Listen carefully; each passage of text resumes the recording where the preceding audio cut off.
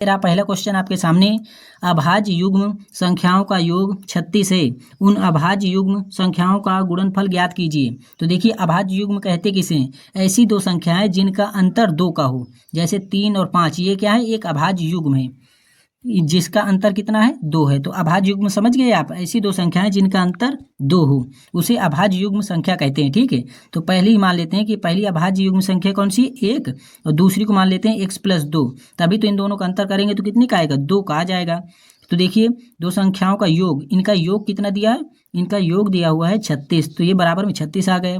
x और x plus करेंगे तो ये हो जाएगा 2x। अब देखिए यहाँ पे 2 प्लस का है ना, तो इस तरफ पक्षांतर कर देंगे तो माइनस का हो जाएगा, तो 36 में 2 घटाएंगे तो 34 बच जाएगा।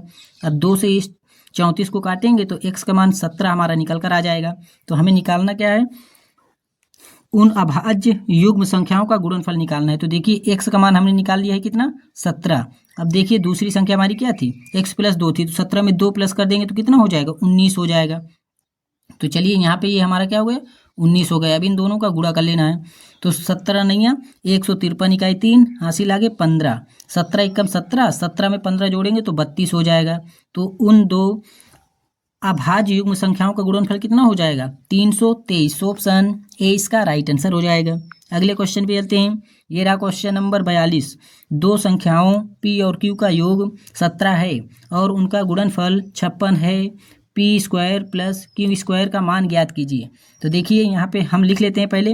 तो देखिए यहाँ पे हमारा दिया हुआ है p प्लस q, इनका योग हमारा कितना दिया हुआ है? 17 दिया हुआ है, और इनका गुणनफल यानी कि p गुणे q, इनका मान कितना दिया हुआ है? 56 दिया हुआ है। तो हमसे पूछा है यहाँ पे p² प्लस q² का मान पूछा है। तो चलिए ये a प्लस बी का होल ऑफ स्क्वायर का फार्मूला लगा देंगे। तो देखिए p प्लस q का होल ऑफ स्क्वायर का फार्मूला लगा देते हैं। तो यहाँ पे हो जाएगा, a की जगह हमने क्या माना है? p माना है, और b की जगह हमने q माना है। ठीक है, तो चलिए a प्लस बी का होल ऑफ स्क्वायर क्या होता है हमारा? a², इसमें क्या है? p प्लस b² क्यों हो जाएगा प्लस 2, और a क्या माना है? इसमें p माना है, दूसरा हमने क्या माना है? q माना है। तो चलिए देखिए a प्लस बी का मान कितना है हमारा? 17। अब इसका वर्क कर देंगे बराबर p² प्लस q², इसका मान हमें निकालना है प्लस।